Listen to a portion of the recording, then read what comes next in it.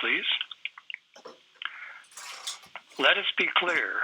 We support approval of the guidebook. Next slide, please. The guidebook is essential. The city's planning has not kept up with what our communities need. The guidebook provides the opportunity to move beyond simply building things. Instead, our communities can become complete communities and realize their full potential. Next slide, please. However, you have the opportunity to make the guidebook better today and in the future. For today, we will offer some important strategic recommendations to improve the guidebook. You will also hear other positive suggestions from other Calgarians. We know that you will seriously consider those suggestions, and we're also sure that Council and administration will be able to distill what you heard yesterday and today, and prior to will bring in a set of constructive guidebook to allay concerns and build upon what the public has told you. Next slide, please. If you turn to page 2 of our submission, I will begin with what we consider 2 easy amendments on urban forestry. The first amendment is to include the urban forestry requirements from the municipal development plan. If you don't build those requirements into the guidebook, they will easily be forgotten or ignored. The second amendment is to set targets and responsibilities in local area plans for meeting the city's urban forestry goals. Expanding the urban canopy not only makes sense for more pleasant neighborhoods, it is a valuable contribution to reducing greenhouse gas emissions. Next slide, please. Also suggested by others. Mr. Morrison, we're just getting it. We can still hear you, but we're getting a teensy bit of feedback. So I just want to tell everyone to look at their phones and please hit mute. There, it's gone. Go ahead. Great, thank you very much. We're on the one with the orange hand, I think. Correct. We have listened to the concerns raised by Calgarians about what the guidebook may mean for their neighborhoods. Given the new and untested nature of the guidebook, we understand those concerns. These concerns are to a large extent about rezoning, although we believe that rezoning should take place after a local area plan has been approved. We recognize that is unlikely without revisions to the land use bylaw. Instead, we are looking for Council to approve a 2-year moratorium on rezoning in residential areas that are outside main streets and activity centers. This will create some breathing space to allow the guidebook to prove its value. It will also allow the city to clearly define community-appropriate designations of main streets and activity centers and step up its focus on high-density areas to enhance and attract the services that communities need. Next slide, please. And for the future, we are asking Council to commit to direct administration within 2 years to revise the guidebook. The guidebook does not adequately address the urgent issues our city faces. These issues are climate change, inequality, incomplete communities, an unsustainable transportation system, and lack of affordable housing. The connections to those issues need to be strong, certainly stronger than they are now, and strong enough to actually make a difference to our city and our communities. In that way, the guidebook can protect and support all Calgarians and the environment we rely on. Our future depends on making sure the guidebook is up to those challenges. Thank you very much for the opportunity to speak to you today.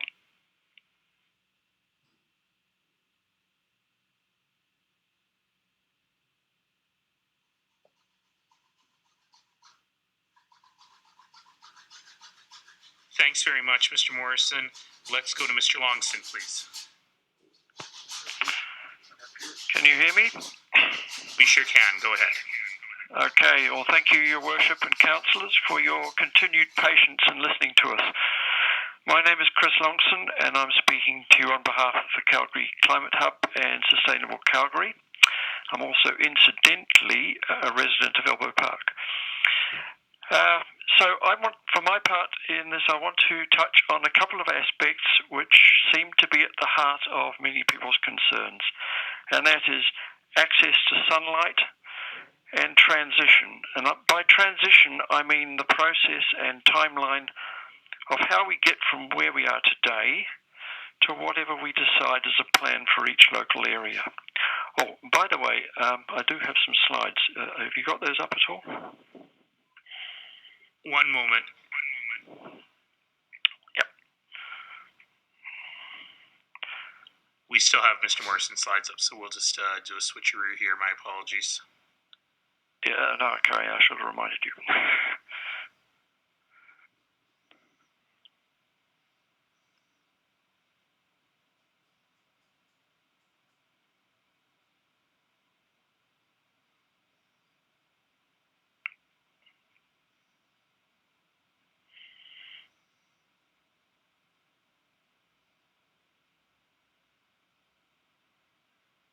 So it's titled Solar Access and Development Transitions.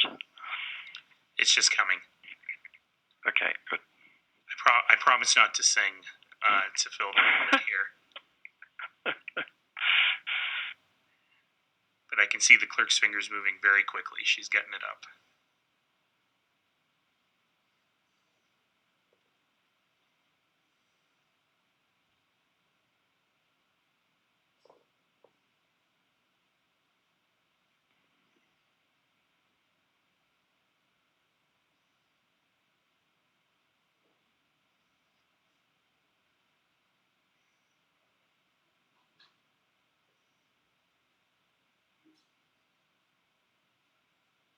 All right, it is up. Go ahead. Okay, just go to slide 2. Okay, so the importance of sunlight on our properties and public spaces, I don't think can be understated. So we're very pleased to see that there is a section on that in the guidebook. But we think the wording needs to be strengthened to ensure that this issue is addressed in all the new local area plans. I believe nothing upsets residents more than the prospect of a new 10 or 12 metre wall right beside their yard or window or favourite public green space. So the guidebook as drafted gives us the impression that this issue may be an optional ingredient, and where we think that is much too important to leave out. Now we also recognise that as our built spaces change, there will inevitably be occasions when compromises are called for. So we're proposing that the city establish a mechanism for a compensation for degradation of solar access as a condition for developments to go ahead. And you can do slide 3 now, please. So this would provide more flexibility than a simple yes or no rezoning decisions, and should provide builders incentives to come up with creative solutions to preserve neighbourhood solar access instead of just building to the maximum allowed envelope. Okay, so my next slide 4. My other topic is about how communities can transition to their new local area plans in ways that are orderly and predictable. We are concerned that this seems to be a missing ingredient from the guidebook. Perhaps it's meant to be implicit, but if so, I didn't spot it myself. If we think about what happens after a community area has been approved for intensification, in the absence of any plan for sequencing new builds, people have got no idea when a new hulking structure may be approved next door. Such transitions may take many years, depending on market conditions. So this leads to communities in limbo, neglect, and finally in desertion in favour of developers with deep pockets. An example of how this might be addressed, and you can go to slide 5, and there are doubtless many other examples, but one in particular is would you require that in the intensification progresses inwards from corner lots, given that you're allowed some intensification. But our guidebook, the point for our guidebook is that it's really important to direct this issue to be addressed within the local area plans. Slide 6, please. So Why are we, Climate Hub and Sustainable Calgary, raising these two issues, bearing in mind we support the Guidebook concepts as a way forward? For us, it's not just about calming fears in the hope that the Guidebook will be adopted. The issues also speak to our core values. In terms of orderly transitions, these help community stability and enable those who are committed to living in the area to have a stake in the future. This is really important in dealing with long-term challenges of climate change and sustainability. That is the long-term aspect of this. In terms of solar access, of course, everyone wants sunlight where they live. So moving ever further into the suburbs shouldn't be the only option. And we've all seen what happens when a city core becomes depopulated, and your administration have well outlined the consequences of that, and it certainly, we believe, leads to a bigger carbon footprint and an unsustainable city. So we need to keep sunlight in order to have established communities, vibrant and attractive places to live. And thank you for listening, and I'll stay on the line for any questions. Thanks very much, Mr. Longson. Let's go to Ms. Robertson, please. Okay, I also had a presentation and some slides. I think we've got it up, so go ahead. Okay, thanks. My name is Natalie Robertson. I'm a Calgary-based urban resilience consultant and strategist. I specialize in the relationship between urban planning and climate change adaptation and mitigation. I was also a member of the North Hill Working Group. From a climate perspective, the Guidebook is needed. We need to densify, and it's better to do it thoughtfully rather than haphazardly. The Guidebook lays the groundwork for that. Sprawl is expensive in terms of carbon and finances, and our pattern of constant expansion is unfeasible. Yesterday, the Honourable Jim Dinning mentioned including reality into the Guidebook, and while his version of reality was pretty selective, the reality for all of us is that we need to act on the climate. And we have an opportunity to do that, and I do not want to see it squandered. Densification is the future. Can we go to the next slide, please? And the Guidebook will help us do this. Along the way, with density, we increase transit use on routes that already exist, and so keep a lid on our transportation greenhouse gas emissions. But not if that density is constantly relegated into multifamily buildings and new suburbs on the edge of the city that require a car to get everywhere. The opportunity I'm talking about is found on pages 74 and 75 of the Guidebook in the section on comprehensive planning sites. This section refers to the redevelopment of brownfield sites larger than 1 hectare that fall outside the parameters of a local area plan. Midfield Trailer Park is one of those sites.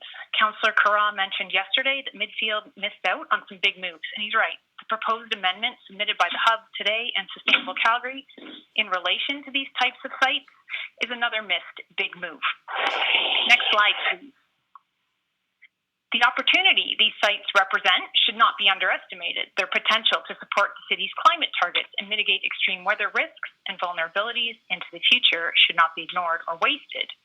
Their potential as city-building projects to draw the world's eye to Calgary for all the right reasons and demonstrate our capacity and innovation can attract talent, investment, and jobs. These sites are found dotted around the city. Marlborough Mall, North Hill Mall, Westbrook Mall, and while there is more than one, they still represent a rare opportunity because we have the chance to build not just from the ground up, but from the underground up. Identifying opportunities is mentioned in the Guidebook currently, but that's not enough. We need to capitalize on these opportunities. Midfield site is an excellent example of incorporating increased energy efficiency in buildings with the NECB, but does not go far enough given the climate projections the city uses out to 2050 and 2080. We need policy and legislation to back up the opportunity with action. Legislation that requires brownfield sites to be more something. Excuse me. Something. We're getting a little bit of background noise, so once again, everyone hit mute. Keep going, Ms. Robertson. Okay, we need something tied to what was discussed and presented by the Alberta Eco Trust yesterday evening. Next slide, please.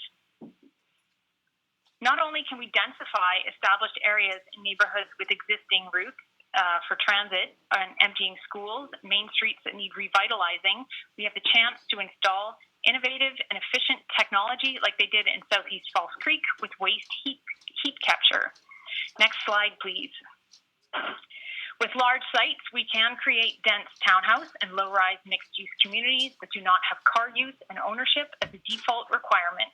Brownfields that, because they are on sites measured in hectares, contain the potential of installing large-scale systems like communal solar arrays or other local district networks.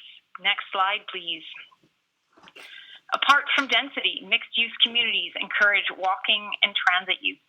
As Councillor Farrell pointed out, the intent is to create a type of village with a variety of housing choices that work.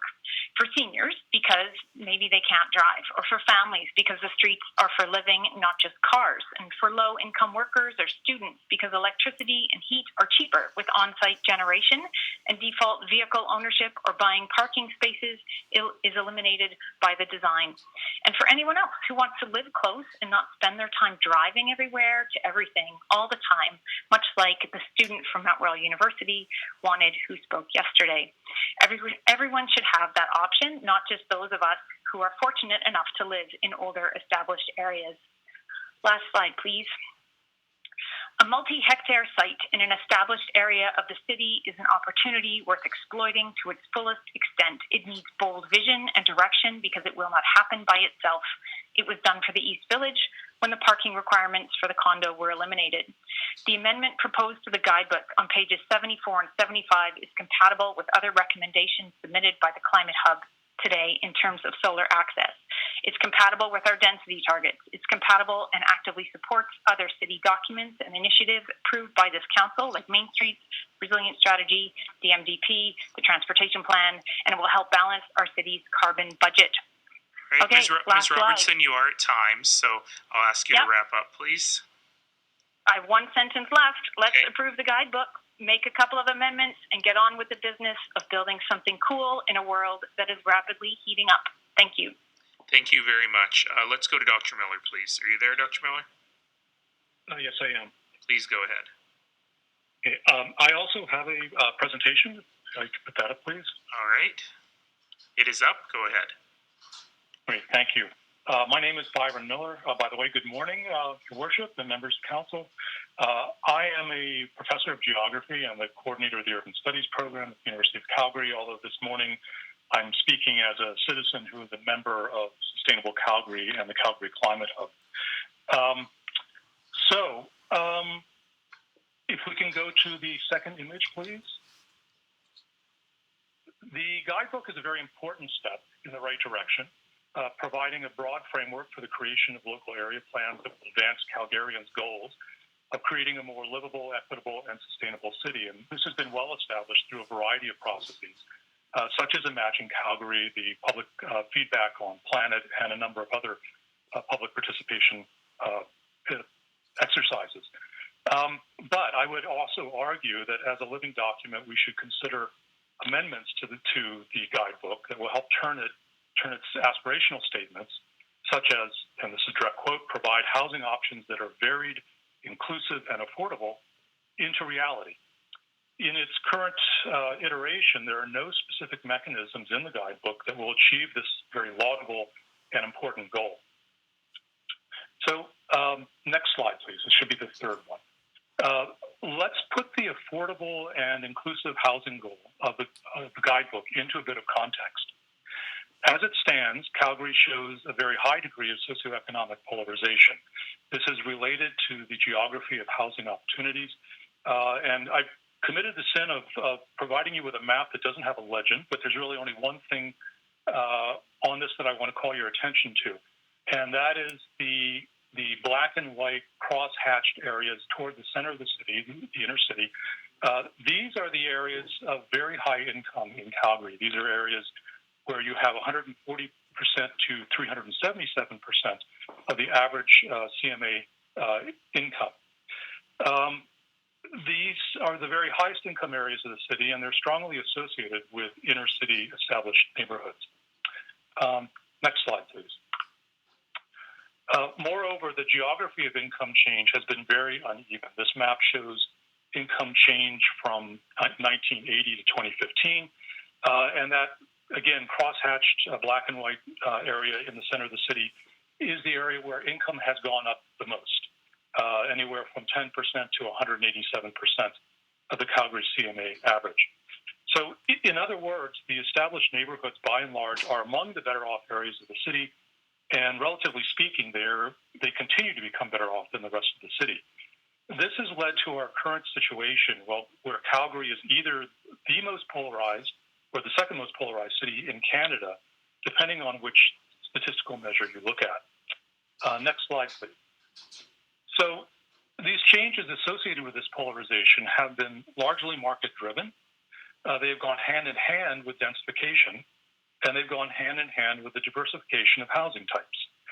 In other words, the common argument that densification and housing diversification will provide greater socioeconomic diversification and mixing has not been borne out by the evidence. And this is true, certainly we see this example in Calgary, but we've seen it in a number of other cities as well.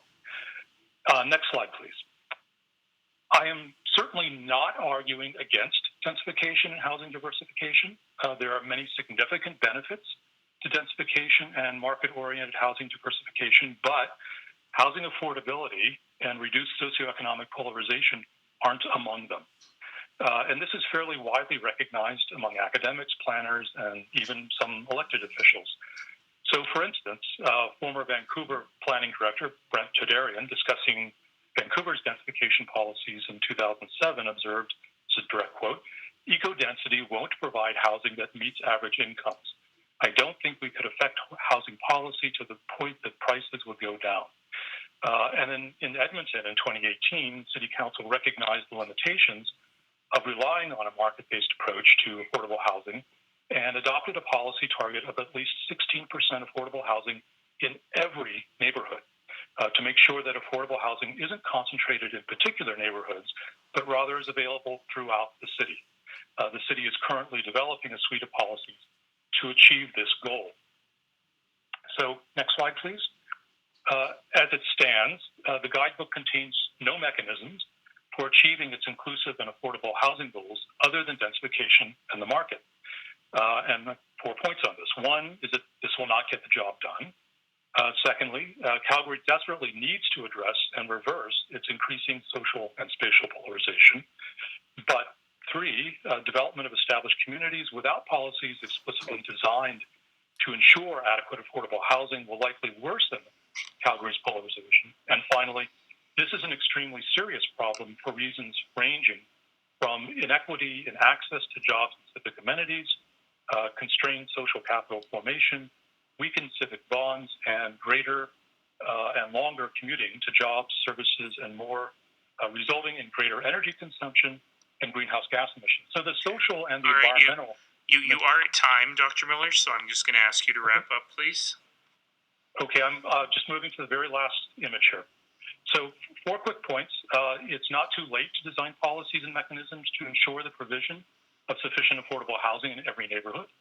We do not have to invent the wheel. There are many examples of affordable housing policies in many cities around Canada and the world.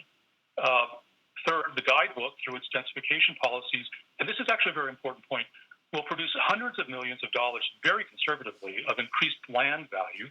A portion of this can be captured through various land value capture mechanisms to fund the provision of affordable housing.